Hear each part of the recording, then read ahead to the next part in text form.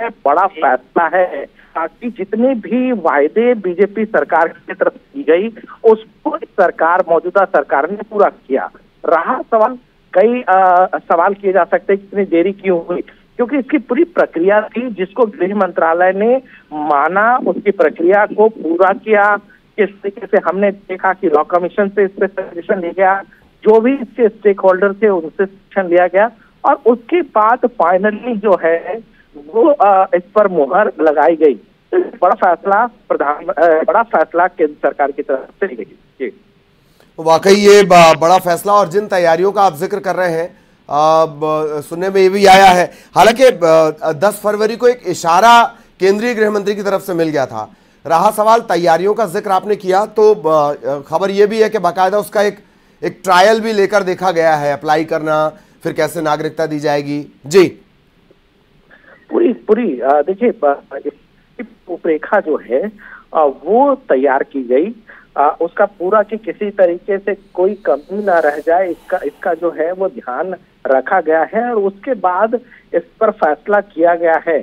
देखिए, सीए नागरिकता देने का फैसला है, नागरिकता लेने का फैसला नहीं है। जिस तरीके से पाकिस्तान, अफगानिस्तान और बांग्लादेश से तो अल्पसंख्यक समुदाय के लोग भारत आए हैं, उनको अब तक नागरिकता नहीं मिली थी, तो अब नागरिकता जो है वो मिलेगी। एक बड़ा फैसला केंद्र सरकार की कह सकते हैं।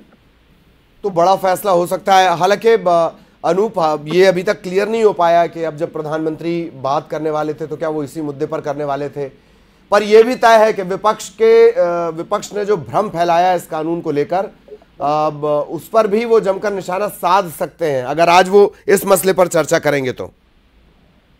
देखिए, प्रधानमंत्री ने जो प्रधानमंत्री को घोषणा करना था वो प्रधानमंत्री ने घोषणा कर दी है।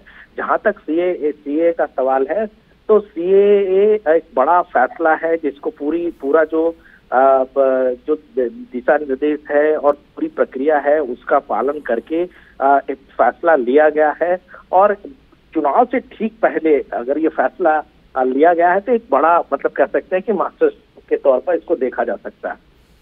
मास्टर स्ट्रोक के तौर पर देखा जा सकता है। अनु, क्या ये भी तय माना जाए कि, चलिए संपर्क हमारा टूट गया है, अनूप गुप्ता हमारे साथ जुड़े हुए थे और तमाम जो सीए से जुड़े प्रावधान है वो स्क्रीन पर हम आपको दिखा रहे हैं और जानकारियां लगातार अपडेट कर रहे हैं। 2019 में ये लागू हुआ और उसके बाद दरअसल इससे लेकर अधिसूचना जारी होनी थी, तैयारियां थीं, उसी तैयारियों पर ये वक्त लगा। भारतीय नागरिकता कानून 1955 में बदलाव के लिए 2016 में नागरिकता संशोधन विधेयक भी पेश किया गया। फिर 10 दिसंबर 2019 लोकसभा में, अगले दिन राज्यसभा, 12 दिसंबर को राष्ट्रपति की मंजूरी, सीए कानून बन गया। लेकिन तैयारियां चूंकि करनी थी, अब तक तकरीबन 6 बार संशोधन, पहले जैसे 11 साल मैंने भी जिक्र किया था, 11 साल लगते थे, अब यह अवधि घटाकर 6 साल कर दी गई है। इसका जो सीधा असर होगा, इसका जो विरोध कर रहे थे पूर्वोत्तर राज्य, खास तौर पर जो बांग्लादेशी सीमा से सटे हैं, असम, पश्चिम बंगाल, वहां पर इसे लेकर बड़ी नाराजगी थी और ये कहा भी गया, ममता बनर्जी ने ये कहा भी कि नहीं, वो इसकी मुखालफत करती, बहुत विरोध उन्होंने किया, विपक्षी दलों ने भी किया और एक माइंडसेट तैयार करने की कोशिश की गई कि इसके जरिए नागरिकता छीनी जाएगी। सरकार ने यह बार बार साफ किया कि नहीं, यह नागरिकता देने वाला कानून है, यह नागरिकता छीनने वाला कानून नहीं है।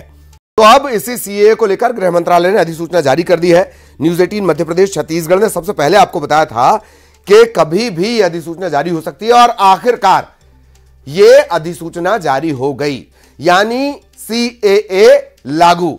कानून की शक्ल यह पहले ही अख्तियार कर चुका था, नागरिकता संशोधन कानून, और अब यह लागू भी हो गया है। यानी इसके तहत आप आवेदन करेंगे, आप शरणार्थी हैं, अल्पसंख्यक शरणार्थी हैं जो दूसरे देशों में अल्पसंख्यक हैं, आप अप्लाई करेंगे और फिर नागरिकता मिलने की प्रक्रिया शुरू हो जाएगी।